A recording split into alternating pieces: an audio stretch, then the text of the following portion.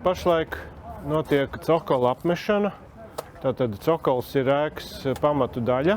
Šī gadījumā tiek veikta cokola pamatu virsmas vai izvirzītās daļas apmetuma uzlikšana. Pirms apmešanas tika attīrīts esošais cokols, tātad nokalts birstošās apmetuma daļas, notīrīts birstoši fragmenti, mūris tika samitrināts un tiek uzmesta jauva. Jauva tiek ieklāta pagaidām apmēram tajā daudzumā, kā ir nepieciešams, un šādam iesegumam vai uzklājumam ir jāpažūst un jānocietē, lai pēc tam veiktu tālāk jau cokola vai vispār apmetuma apdari smalkāk. Jauva tiek uzklāta ar mūrnieku ķelli, uzmesta, pieaudzējot nepieciešamu daudzumu, lai apmetuma mala būtu glīta, vienādā platumā un horizontāli taisna. Šeit tiek izveidot cokola nosedzošā daļa. Tātad tiek veidot otrā kārta. Meistars pārbaudīt, cik ir nocietējusi pirmā kārta. Tā ir pietiekoši jau stingra. Uz tās tiek likta jauna jauvas kārta ar nogludināšanu, ar mērķi panākt gludu, līdzenu cokola apmetumu kārtu. Iztrūkstošā jauva tiek uzlikta uz pirmās kārtas. Tas tiek darīts tāpēc, lai jauvai žūstot, rukuma rezultātā nerastos lielas plaisas. Lai izbēgtu no šīm plaisām apmetumā, jauva tiek uzklāts vairākās kārtās, ļaujot katrai kārtai sacietēt. Un tālāk jau sagatavots rīvdēlis apmetuma gludināšanai.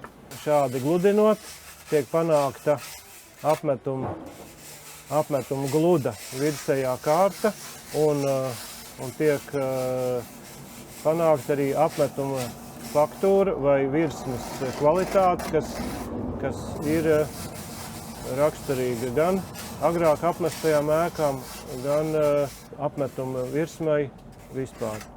Cokols tradicionāli tika gan gludināts šādi gludi, gan arī dekoratīvi apdarināts ar dažādiem virsmas apstrādes paņēmieniem, gan to uzirdinot, gan arī vēl apstrādājot ar dažādiem līdzekļiem, piemēram, ar zaru slotu, ar šķidru apmetumu uzstricējumiem.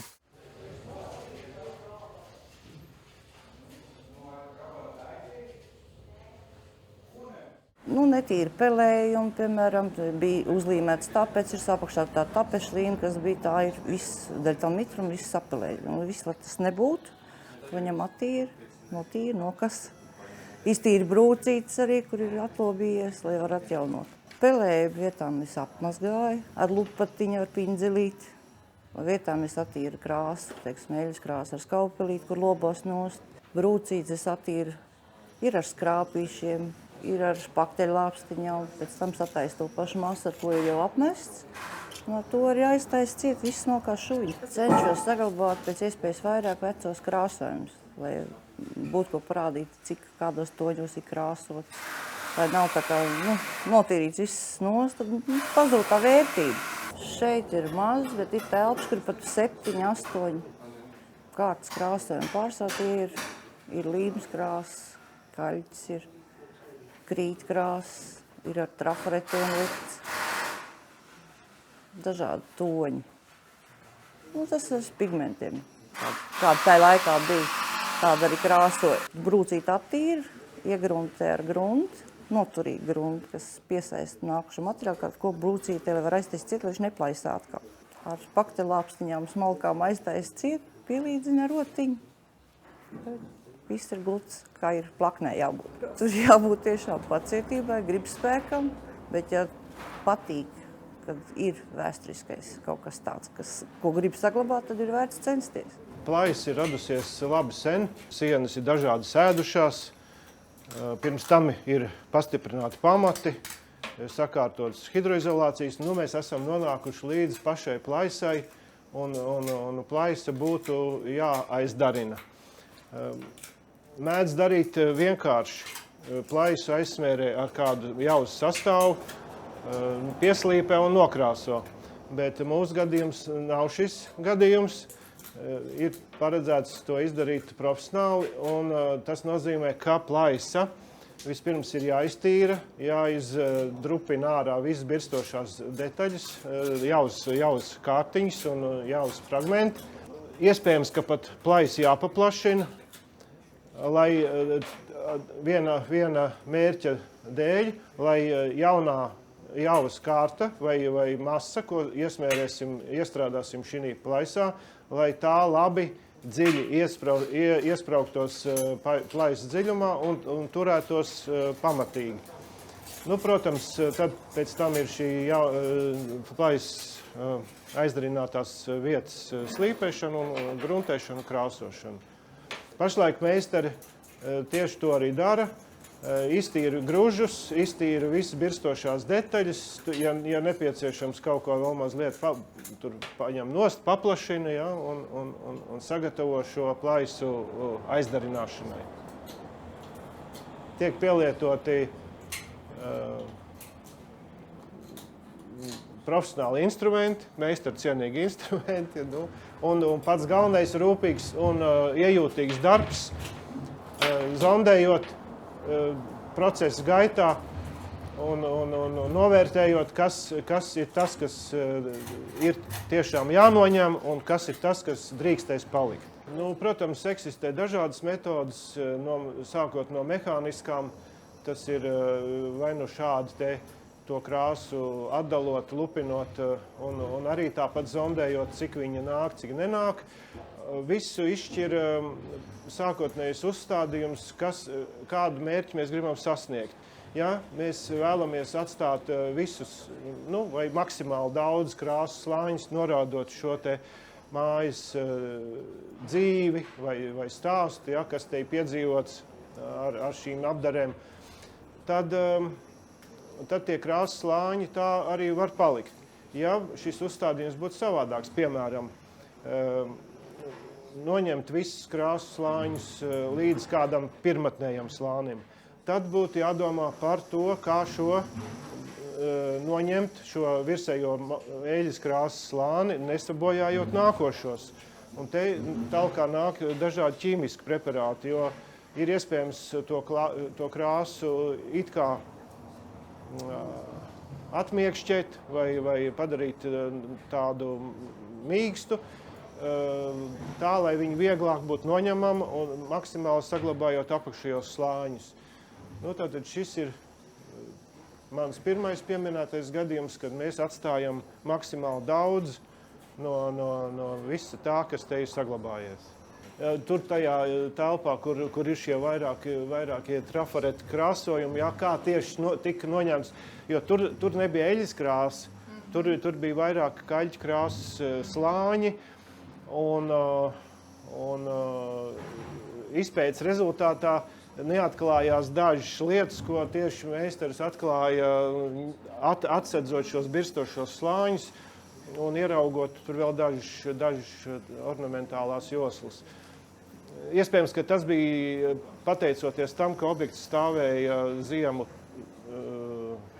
apturēts, un telpas bija samērā mitras. Tas nāk pa labu kaļķu slānim, tas paliek tāds irdens, valgans irdens un ļoti viegli, ļoti vārīgs gan, bet ļoti viegli atdalošs, ko ir grūti izdarīt, piemēram, sausā telpā, ja tā krāsa ir bez mitruma.